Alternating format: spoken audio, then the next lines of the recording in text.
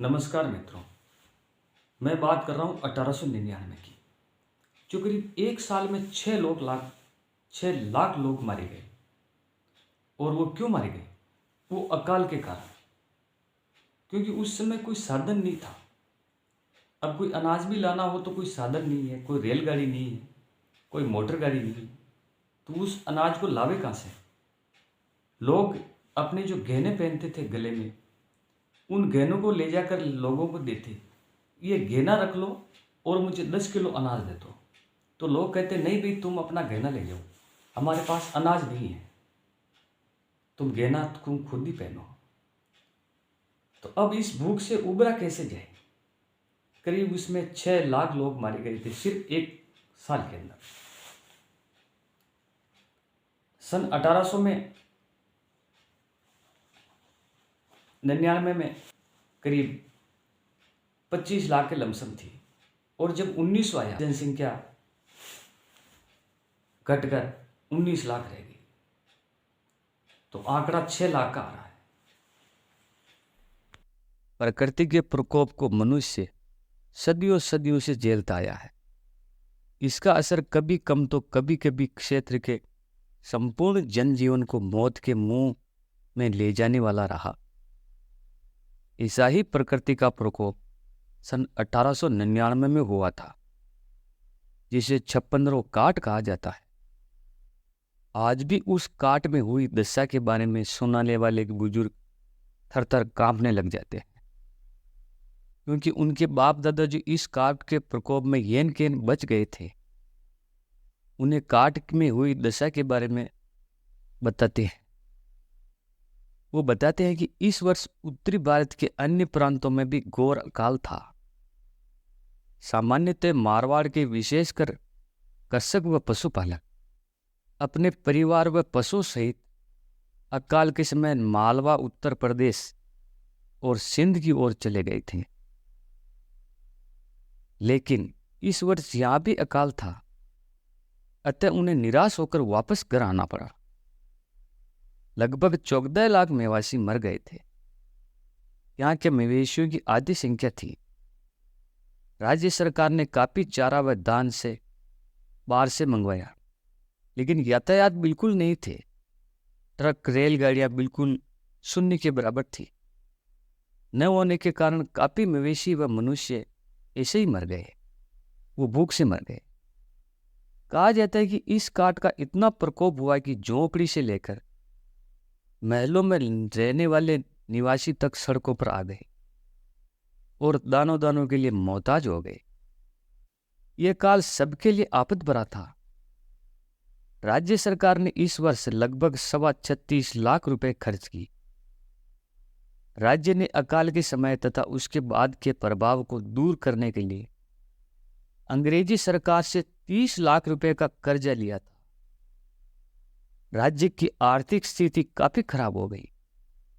महंगाई लगभग 25% तक बढ़ गई। जोधपुर शहर में 25 अगस्त 1899 को अनाज के भाव इस प्रकार रहे: गेहूं 6 शेर, बाजरी 6.5 शेर, ज्वार 8 शेर, मूंग 4 शेर, घास 12 शेर तक हो गई।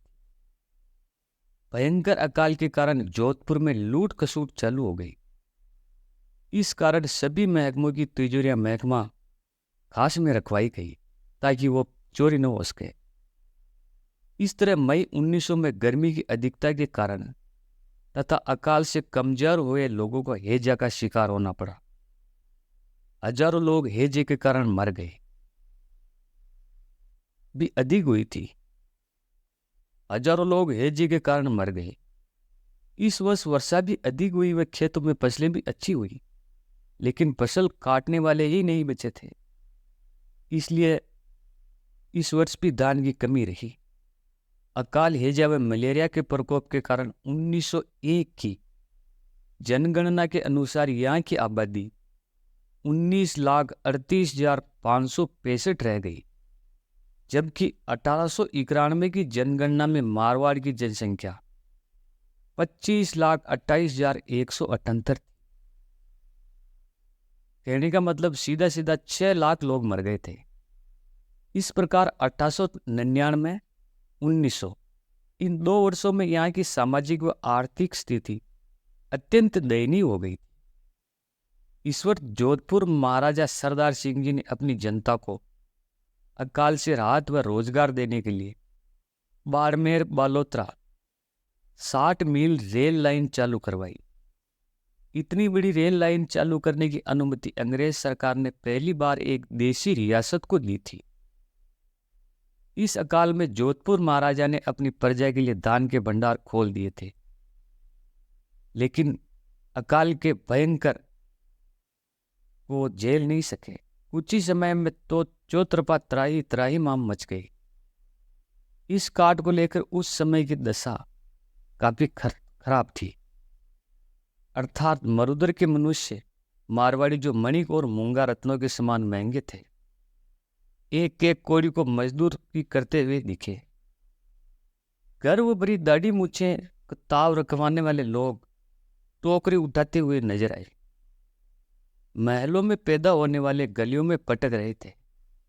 वह 56 का समय भारी आफत के साथ साथ आया। प्रजा रोटी रोटी करती रही और रोती रही। कहते हैं उस धान की अत्यंत कमी के कारण नीम व खेजड़ी की छाल लोग बाग खाने को मजबूर हो गए, और जो घास के पेड़ छोटे छोटे घास उगती थी उसकी जड़ें रहती थी, उसको खोद लाते और पीस कर फिर उनको खाते। इस बारे में मैंने गांव के बुजुर्गों से जानकारी ली तो बताया कि उनके पूर्व के बुजुर्ग जो उस अकाल में चीर कर बाहर निकले थे, वो बताते हैं कि छपने के समय लोगों के पास पैसे व सोने चांदी की मोहरें भी थी, लेकिन वो भी इधर उधर लेकर घूमते रहे। उनको देने के बाद भी दान नहीं था। अगर कोई पैसा लेकर जाए और अपनी रकम जैसे सोना चांदी लेकर जाए, लेकिन दान नहीं था, तो सोने को कैसे खाए। उस काल की ऐसी दशा हो गई थी, और धीरे धीरे लोगों ने वापस अपनी घर और जगह को धीरे धीरे जमाना शुरू किया और वापस अपना लेवल बनाते रहे, और आज राजस्थान की ये स्थिति है। तो दोस्तों, आपको कहानी अच्छी लगी हो तो वीडियो को लाइक करें, और नए हैं तो चैनल को सब्सक्राइब